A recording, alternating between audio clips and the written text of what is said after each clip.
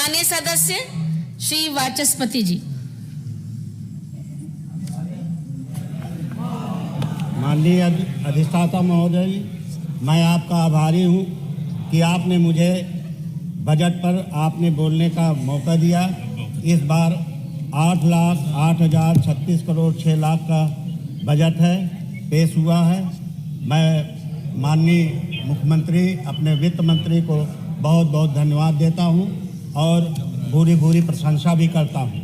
क्योंकि मैं अपना दल एस से विधायक हूं और सहयोगी पार्टी से हूं, इसलिए मैं बजट का पूर्ण रूप से समर्थन भी करता हूं और प्रशंसा भी करता हूं। अधिष्ठाता महोदय, मैं आपने अपने विधानसभा 264-12 प्रयागराज की जमुना पार, जो सबसे पिछड़ी विधानसभा है, क्षेत्रफल में पूरा प्रयागराज में सबसे बड़ा क्षेत्रफल है, जो मध्य प्रदेश को भी छूता है, चित्रकूट को भी छूता है, कौशाम्बी को भी छूता है और मिर्ज़ापुर को भी टच करता है। ये विधानसभा क्षेत्रफल में इतना बड़ा है और 80% जो है वहाँ पहाड़ों से घिरा है। पत्थर की अधिकता होने के कारण वहाँ पेयजल संकट हमेशा बना रहता है। शंकरगढ़ विशेषकर टाउन एरिया जरूर बना है, लेकिन उस टाउन एरिया में पिछले गर्मी में हम लोगों ने 40-50 टैंकर की व्यवस्था करके किसी तरह आपूर्ति कराने की कोशिश की, लेकिन वो भी नाकामी रही। इसलिए मैं चाहता हूँ कि शंकरगढ़ में वहाँ पास पानी की व्यवस्था पीने के लिए बहुत ही आवश्यक है, उसे कराने का कष्ट करें। इसके अलावा मैं प्रयागराज की बात करूं तो महाकुंभ बहुत ही भव्य दिव्य रहा, इसमें तो कोई दो राय नहीं। कल माननीय मुख्यमंत्री जी मंत्रीगण और विधायकगण वहां गए और समापन भी किया, इसके लिए मैं सबको बधाई देता हूं। लेकिन 66 करोड़ आस्था का वहां जो डुबकी लगाई गई, तो हम लोगों को भविष्य में इसको देखते हुए मैं चाहता हूं कि वहां पास स्वास्थ्य से संबंधित कम से कम पीजीआई या एम्स के बराबर में वहां पास एक हॉस्पिटल का होना बहुत ही आवश्यक है, जिससे भविष्य में किसी प्रकार का कोई भी बात हो तो हम वहां पास अच्छी इलाज दे सकें। मैं इसी परिप्रेक्ष्य में कहना चाहता हूं कि शंकरगढ़ में महाकुंभ से पहले 2 माह पहले पता नहीं क्यों बस अड्डा था, उसको बंद कर दिया। आने जाने में टाउन एरिया वालों को, पूरे 12 के क्षेत्र के जनता को आने जाने में बहुत तकलीफ होती है। अब चित्रकूट की बसें जाती है, बांदा की बसें जाती है, लेकिन वहाँ रुकती नहीं है। तो मैं यही मांग करता हूँ कि वहाँ पास एक बस अड्डा भी बनाया जाए, जिससे कि शंकरगढ़ के लोगों को वहाँ पास आने जाने की सुविधा हो जाए।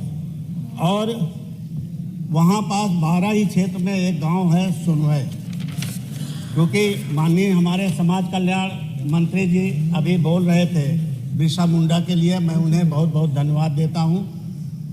वहाँ पास एक बिरसा मुंडा की हम लोगों ने मूर्ति लगाई, लेकिन उसकी भव्यता और सौंदर्य कला का वहाँ पास कोई व्यवस्था नहीं है। कुछ अपने मैं निधि से ज़रूर दिया, लेकिन वो नाकाफ़ी है। मैं चाहता हूँ कि उसका सौंदर्यीकरण करा दिया जाए, जिससे कि क्योंकि हमारे यहाँ 35-40 हज़ार आदिवासी रहते हैं जो वोटर हैं। मैं उनके लिए यही कहूँगा कि हम लोगों का ये ड्यूटी है, हमारी कर्तव्य है कि उनका सौंदर्यीकरण हो जाए, तो बिरसा मुंडा जी का एक सम्मान हो जाएगा। मैं इसी में एक हमारे भगवान सुजावन देवता का मंदिर है, जो जमुना के अंदर है, वो जो है मेरे ही क्षेत्र में है, तो वहाँ भी मैं चाहता हूँ कि उसका सौंदर्यीकरण होना बहुत ही आवश्यक है। क्योंकि अगर उसका हो जाए तो बहुत दूर दूर से लोग आते हैं और वहाँ ही मेले भी लगते हैं, तो उसका सौंदर्यीकरण होना बहुत आवश्यक है। और वहीं पास पटलेश्वर का मंदिर है, उसमें सरकार द्वारा 1 करोड़ रुपया जरूर गया, लेकिन अभी तक करीब महीना हो गया काम नहीं लगा है, और उसका काम भी लगना बहुत आवश्यक है। वो एक तरह से पर्यटक स्थल बन सकता है और बना हुआ है। अभी भी मैं 1 हफ्ता पहले गया था, वहाँ पास हमने देखा कि ये पर्यटक स्थल दूर दूर से वहाँ पास उस मंदिर में आते हैं। इसी के साथ साथ मैं यही कहूँगा कि हमारा क्षेत्र जो है सिल्का सैंड के लिए भी जाना जाता है और मज़दूरों को इस समय काम नहीं मिल रहा है, तो मैं ये चाहता हूँ कि कम से कम 6-6 महीना का पहाड़ों का पट्टा अगर कर दिया जाए, मेरा सुझाव है कि अगर 6-6 महीने का भी पट्टा कर दिया जाए तो